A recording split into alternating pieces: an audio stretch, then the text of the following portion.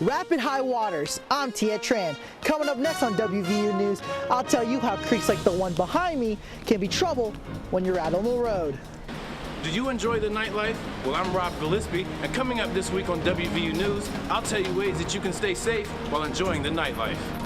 I'm Victoria Licata, and coming up on WVU News, I'll tell you how Monongalia County schools will be handling snow days next year. Our award-winning newscast, WVU News, starts now.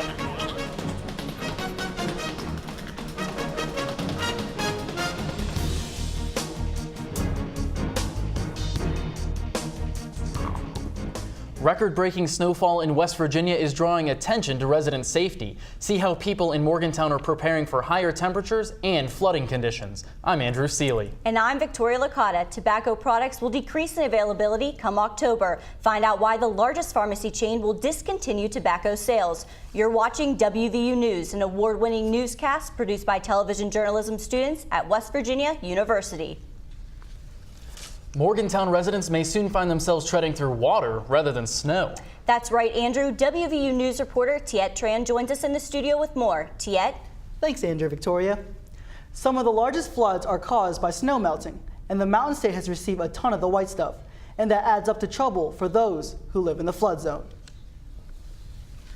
In the past couple months, Monongalia County received more than 4 feet of snow, and with warmer weather approaching, that could mean flooding in places like Deckers Creek. Imagine yourself walking by the Monongahela River or driving over a bridge to find water crossing your path. Flood water can travel as fast as 10 miles per hour, which is the same speed as 270 miles per hour wind gusts. If you're not alert, they can have devastating effects.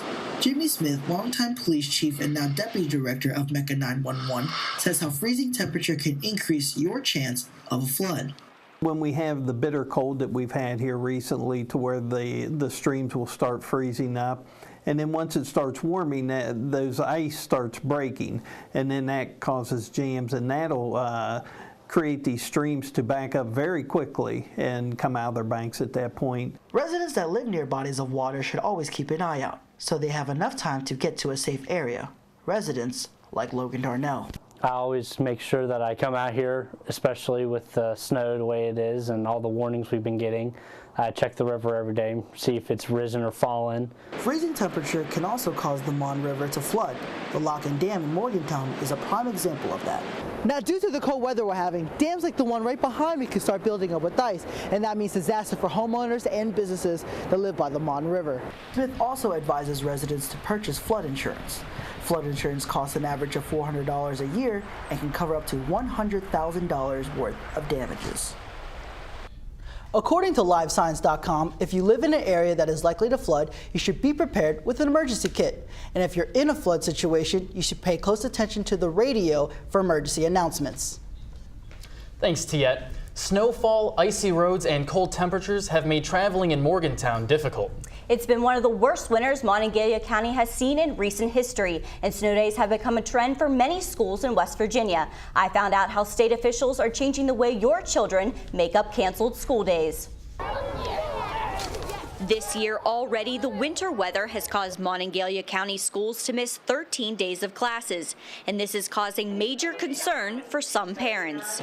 Education has to be the most important thing, so missing these many days that we have so far has taken them out of their routine and has affected their retention ability, so I think they have to be made up. I'm absolutely for making sure that that's a priority. Coordinator of Student Support and Safe Schools, Adam Hankins, says the county's schools are facing calendar restrictions. What we're limited to right now is a 43-week calendar, so there's certain days, certain times that we can and cannot go to school. After that 43rd week, we must get everything in by that 43rd week, or we cannot extend past that time. The National Weather Service says in the last 2 months, over 50% of the U.S. has been covered in snow, which has been keeping kids from learning inside the classroom. In order to keep kids in the classroom, Hankins says the new calendar will allow all snow days to be made up, even if that means cutting into the students' summer. next year, whatever snow days we have, whatever school cancellations we have, we'll be able to make those days up and add those on at the end of the year. Parent Amber Solero says she wouldn't mind if the school year had to be extended. I think it's okay to push into the summer a little bit more, shrink the summer, and then possibly, preserve us the rest of the school year in that regard. The new calendar will take effect this August. The school calendar currently requires students to attend set makeup days. The new calendar will allow for more flexibility for counties to decide the best way to make up instructional days. Tobacco availability will decrease in Morgantown and the rest of the nation come October. The largest pharmacy chain, CVS, has made the decision to drop its sale of tobacco and will be the first major pharmacy chain to do so. All 4 CVS chain stores in Morgantown will be affected by the new principle. According to the company, it operates more than 7,000 chain stores nationwide. The corporation's title of the largest pharmacy in the U.S. is based on its total prescription revenue, but the decision will affect its full revenue. The halt in tobacco sales is expected to cost $1.5 billion. However, the cut is minimal to CVS's $125 billion annual income. The corporation says the ban will help promote itself as a leader in healthcare. WVU police have also been taking measures to increase the safety and well-being of students and residents in the Morgantown area. People who travel at night need to be more aware of the unexpected. A recent assault on campus is turning heads and causing fear. WVU reporter Rob Gillespie has more on how you can stay safe.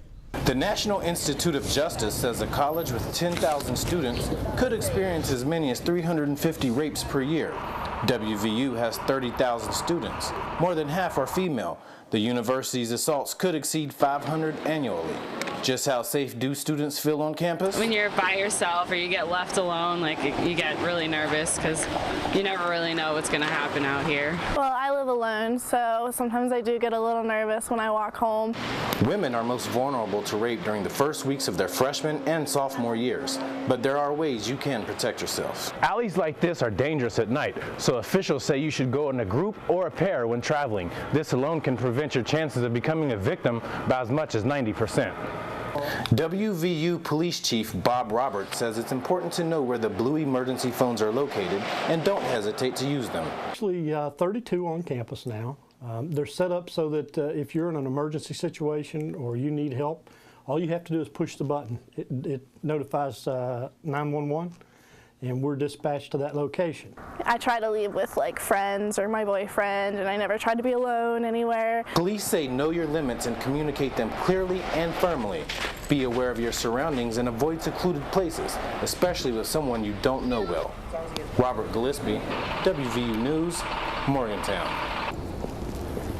Downtown Morgantown has the highest number of crime-related activities in Monongalia County, and county leaders are bringing ongoing problems like this one into discussion.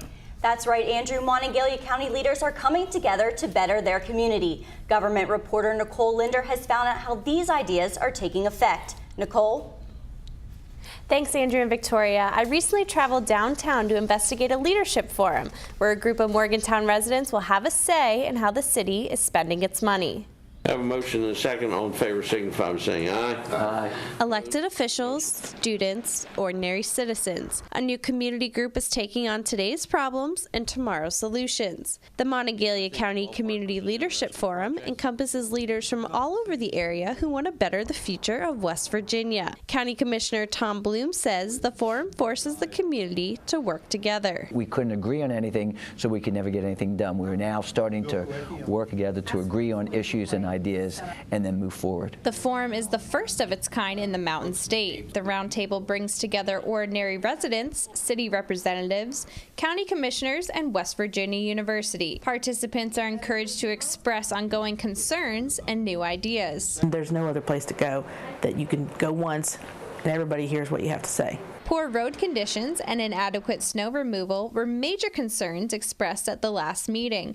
Future recreational facilities were also discussed, and a special ad hoc group was organized for the project.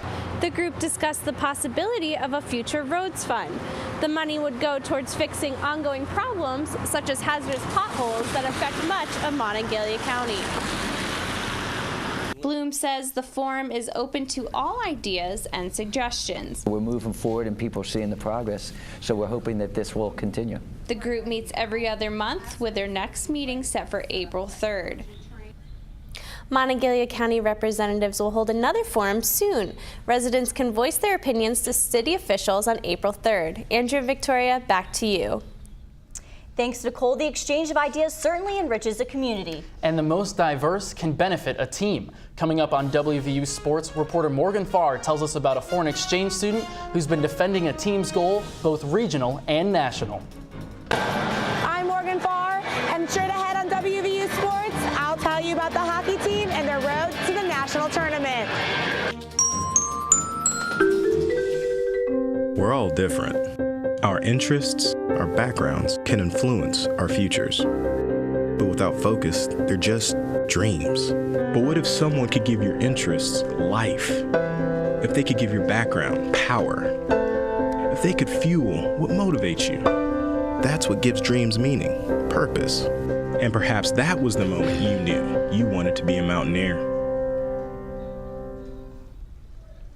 The WVU club hockey team is leaving a trail of success on the ice. Sports anchor Brittany Kavanaugh is here to tell us more. Brittany? Thanks, Victoria and Andrew.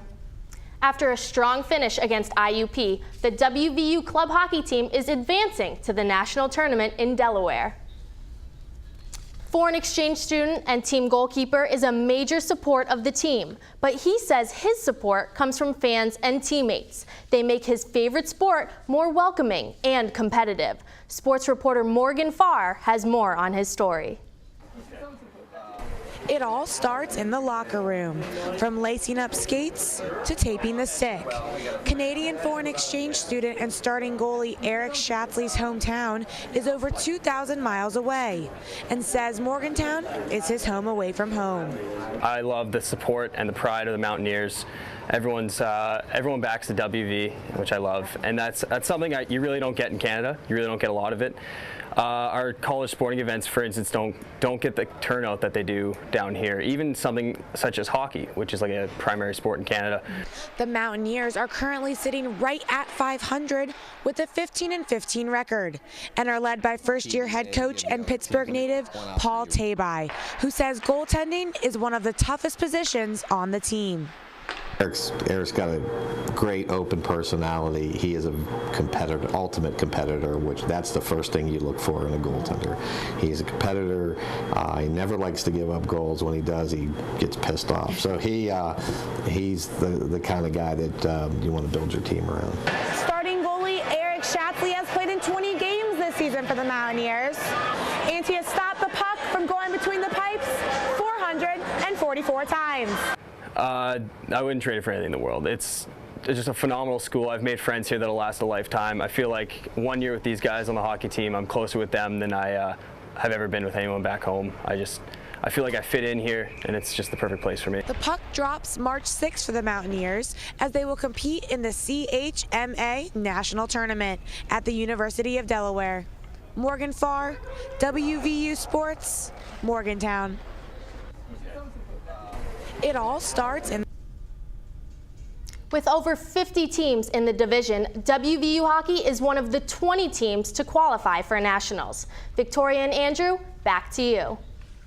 Schatzley is definitely welcomed as a Mountaineer. He certainly is, Victoria, and it's great to see a foreign student become part of the WVU community. Well, that wraps it up for this week's edition of WVU News. Be sure to visit us online at our website. You can also watch any of our shows on YouTube. And don't forget to follow us on Twitter. Thanks for watching WVU News. We'll see you next time.